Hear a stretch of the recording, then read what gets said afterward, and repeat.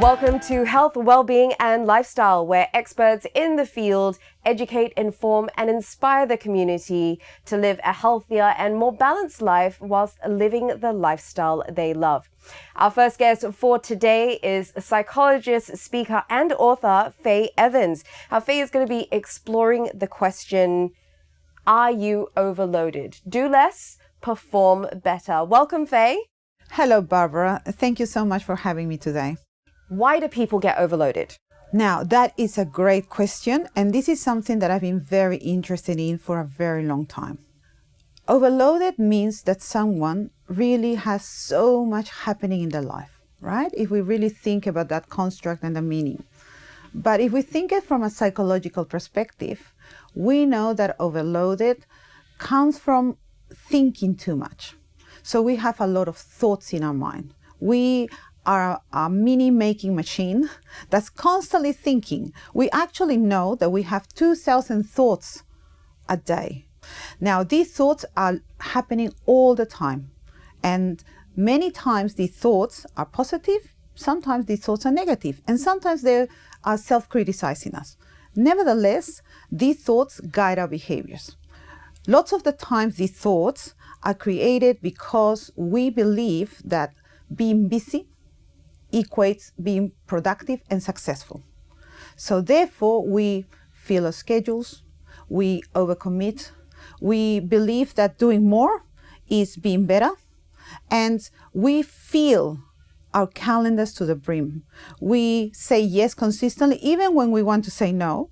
We overcommit to ourselves, and we look at people and we all the time compare ourselves, and we think that everyone else is performing better, that everyone else is doing better than us. And then we criticize ourselves when we run out of time.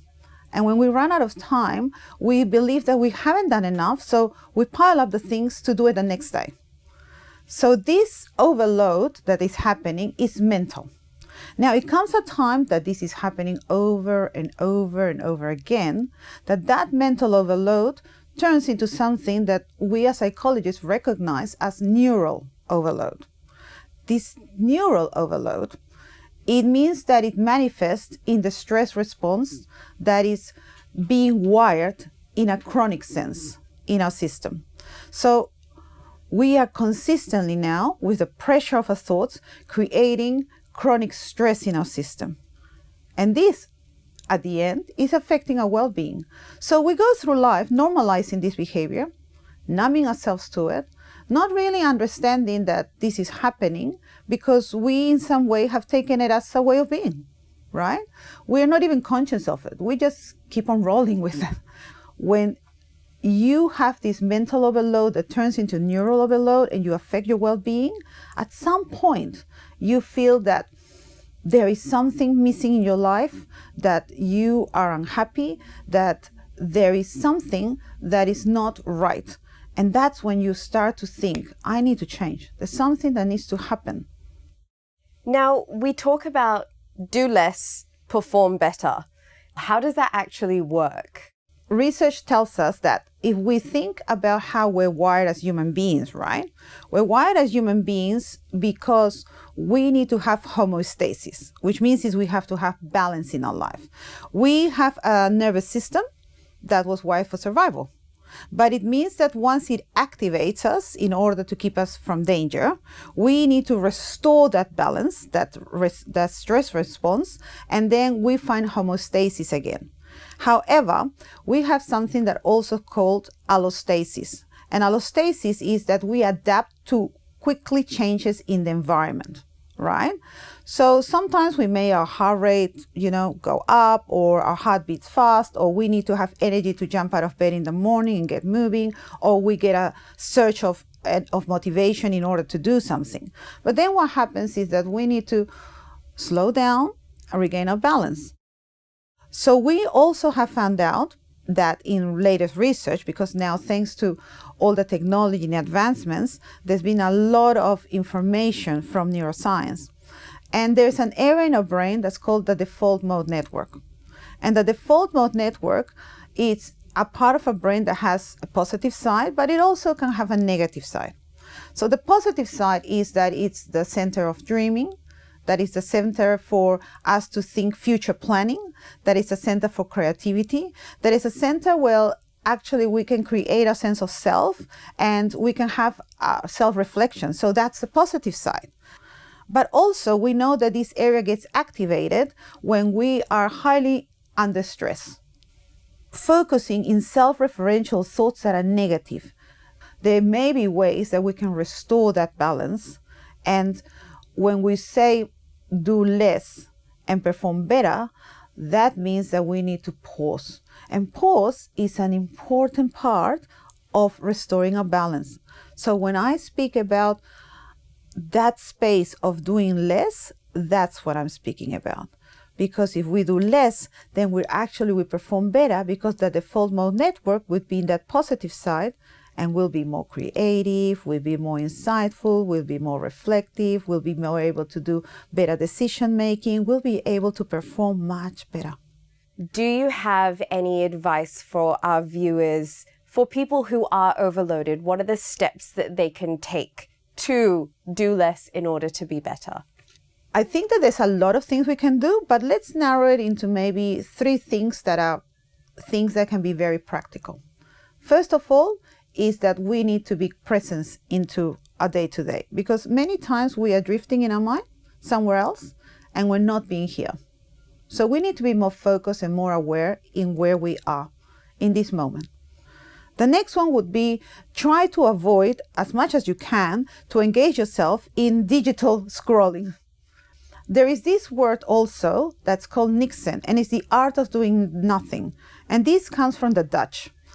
And the art of doing nothing says that we actually have to do nothing.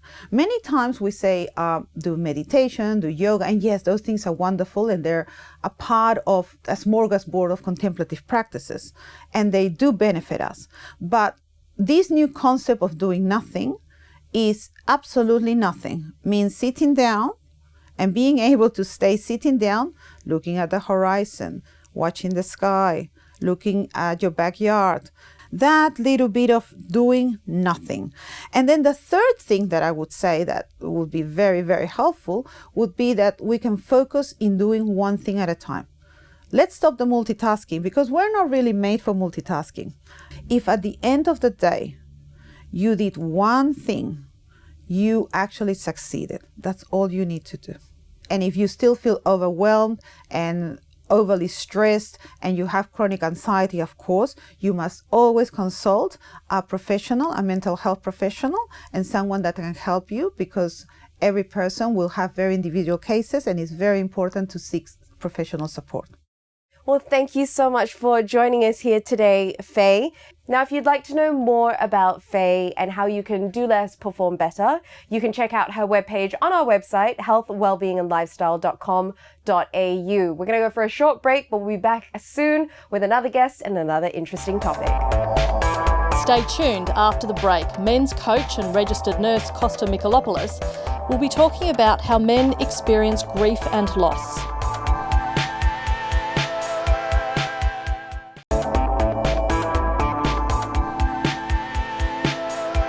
Welcome back. Our second guest is men's coach and registered nurse Kosta Michalopoulos, and he's here to talk to us about how men experience grief and loss. Welcome to the program, Kosta. Thank you so much for having me, Melissa. In what way do men experience grief? Unfortunately or fortunately, grief and loss is part of our journey, and as men, traditionally we don't know how to deal with this. So what is grief? There is this beautiful quote that says, grief is the unresolved love, the love that has nowhere to go. And it's the direct result of loss. And loss, it's not necessarily the loss of a loved one, which obviously, that's quite obvious, but it might be the loss of a pet, the loss of a relationship, the loss of a job, career, migration, moving to a different country. That, all these life events, which they are part of our normal life, can create grief. And the first thing that we tend to do is try and suppress it. Try and move on. And that comes back to how we have been raised. What is the narrative that's been handed down to us? How to deal with these emotions? or how not to deal with the emotions, unfortunately. We tend to suppress. We tend to minimize the impact that it has on us, on our emotional, physical, intellectual well-being. It has such a profound impact, but still yet these days, the modern man still doesn't know how to process this. What consequences are there for men if they don't process their grief? Unfortunately, the consequences are quite significant. Starting from our mental health, the unprocessed grief can look into the isolation of trying to suppress our emotions, trying to be stoic and move on with life. And there is this quote that men always use, time heals everything. Unfortunately, time doesn't heal anything. If we leave it, it will surface sooner or later. And that can look sort of through depression, anxiety, unprocessed grief, trauma. So some physical symptoms and physical impact on our body can be chronic pain, chronic diseases, and there is enough research that shows that the impact that the unprocessed grief has. Also, relationships. How we process grief has a direct impact on our relationships, our relationship with our loved ones. I think personally, looking back into my own experience, when I was riddled with loss in my life and I didn't know how to process grief, I pushed my loved ones away. And they didn't know how to deal with this. And that creates complex layers in the relationships, layers of resentment, layers of isolation, of the inability to emotionally express what's happening. And the relationship, that can have a significant toll on the relationship. Sometimes the relationship breaks, and sometimes the person who is experiencing grief might look into different avenues of managing this, where there is addiction. And an addiction can be gambling. It can be alcohol, substances. It's a way of numbing the pain. And men don't know how to actually approach the loved ones, other men, and seek help. And that's one of the most important steps in the process of managing grief. Having the awareness, understanding of what's happening, allowing space and the time to process all these emotions that come with it, and seek help, whether it's help from the loved ones or seek help from professionals. So I would also like to mention that the impact that the unprocessed grief has on men's mental health, and looking at the statistics in Australia, 3 out of 4 suicides are men, unfortunately. And this has become almost an epidemic. And us men, and it's not just a problem for us men, it's a societal problem. So we need to find ways how to actually manage the emotions, how to actually seek help and reach out. Do you have any advice for a man experiencing grief and loss? First thing is acknowledging our grief. And that's not easy. That's not easy because we have been told how to keep moving on, how to be stoic, how to be resilient, how to be strong. By allowing and understanding that the grief lives inside of us is the most important step, and sometimes even the hardest. How do you actually acknowledge that grief? How do you get in touch with that grief inside of you? Speaking about it. Speaking about the loss. Speaking about your emotions. Speaking about how it's impacting your life. And then sit with it. And that's something that we hear all the time. Sit with your emotions. What does it actually mean? Allow the space to see, what's coming up without any substances, without any interruptions, without the noise. What is grief saying? Is it we missing our loved one? Is it readjusting to a new life? What is it? Is it pain? Is it a sadness? Understanding all this. And then, what do we do with this? Grief, it's like a journey.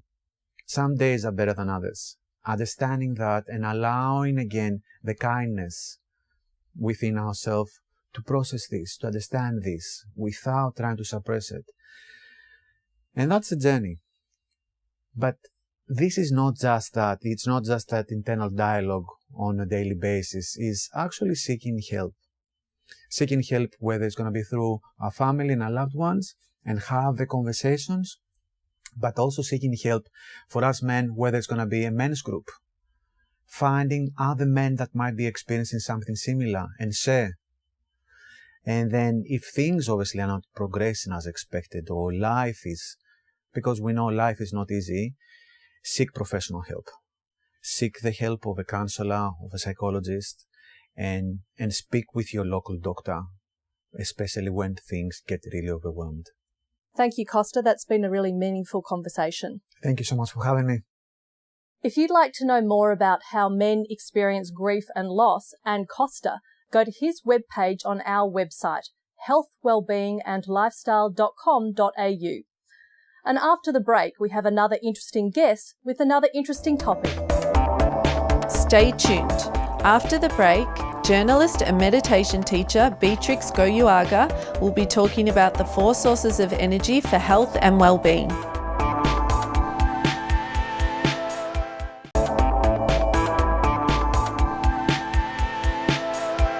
Welcome back.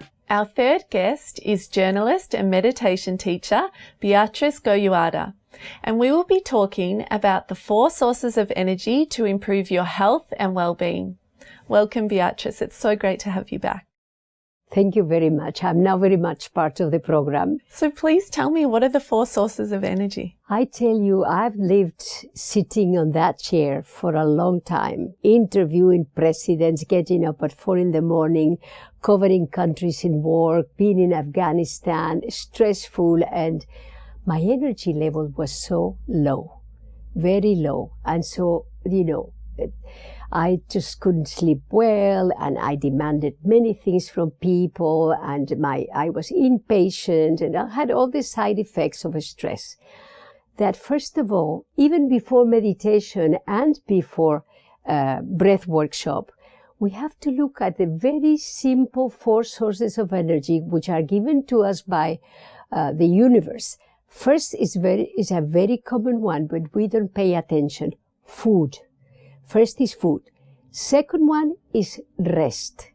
Third one is breath. Many people, few people know about the amount of energy that we can get through breath. And the last and fourth, and not the least, the last but not the least, is a happy state of mind. When you're happy, your energy goes up.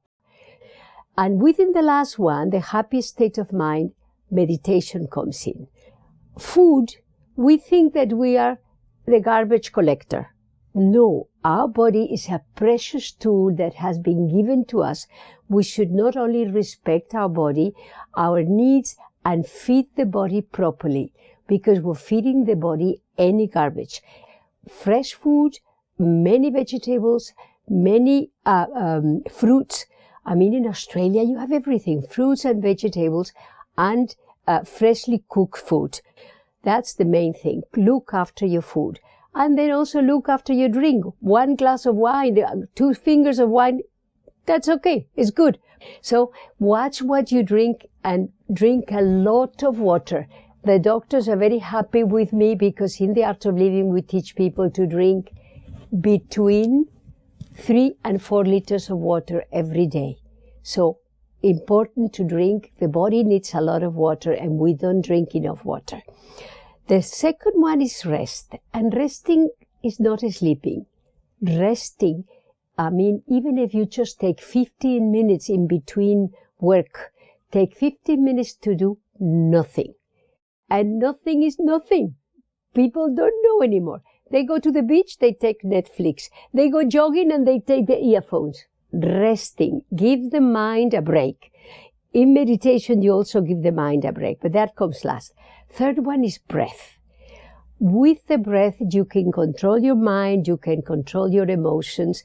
Every emotion that the mind produces has a different pattern of breath. When you're very stressed, how do you breathe? Like this. When you're very tired, zero energy. something is contracting. When good news, you move, your energy expands. And when you are down, contraction. So this is just to tell you how important breath is for the control of emotions, because fear is an emotion, anger is an emotion. You use your breath and you can increase your level of energy tremendously. And then the last source of energy is a happy state of mind. Can I ask you something? Who is responsible for your happiness? Me. But we are very keen in saying, my dog has to make me happy, my boyfriend, my husband, because of my children I'm not happy, because of the money I'm not happy. What? It is my responsibility to be happy no matter what. In this fourth source of energy, which is a happy state of mind, is meditation. If you're able to reach deep meditation, 20 minutes of deep meditation is the equivalent of 3 hours of good, deep sleep. So include your meditation in your happy state, because when you sleep well, oh, what a nice sleep I had. So if you look after these 4 sources of energy to begin with, which source do you think is the most important? Which one would you say, if I said, okay, of the 4, I want to choose one for today to do, which one would you suggest? One goes to the other. You cannot eat well and not sleep proper. Yeah, you have to respect the 6 to 8 hours that the body needs. Yeah, and the main one is meditation and the breath. The breath work every day. I brush my teeth, I wash my body, I sit and I brush my mind. I wash my mind. My energy level is high and I come out prepared. If somebody crosses my car with another vehicle, I don't shout, ah! I just go, my goodness, this guy must be so tired. And I'm more patient. So I would say all of them are very, very important. But if I had to choose, I would do nothing I'll do before I do my breath and meditation. I don't leave the house. If I have to fly, if I have to go to a funeral, if I have to visit my in-laws, I go first for my breath and meditation, and then my life is much, much better because my energy is high and I cannot change my surroundings. I can't change that, but I can change myself. I can be strong, cool, calm, and collected through breath and meditation. I am still the same housewife, the same journalist, the same athlete, but now I am a more tranquil and happier woman. So what tips would you have for our viewers now? What should they do to work with their breath and meditation? My first tip is do not postpone, procrastinate. Start today. Start looking at your diet today and do some exercise, do some yoga, do some running. Jogging is for free. You don't need to pay the gym. Do something with your body. And also start finding out the benefits of the breath. I climbed the Everest twice. Once from Tibet and one from the Nepali side. And my breath had to be very good, I tell you. It has to be very good. You need training. But you train yourself for your family, train yourself for your office, for your job, for the traffic, for the issues of everyday life. And I tell you, it is a before and after. Wonderful. It's been such a pleasure to hear about this today. Thank you so much. Thank you very much for having me. If you would like to know more about the 4 sources of energy and Beatriz, you can visit her webpage on our website, healthwellbeingandlifestyle.com.au. That's all we have time for today. Goodbye until next week.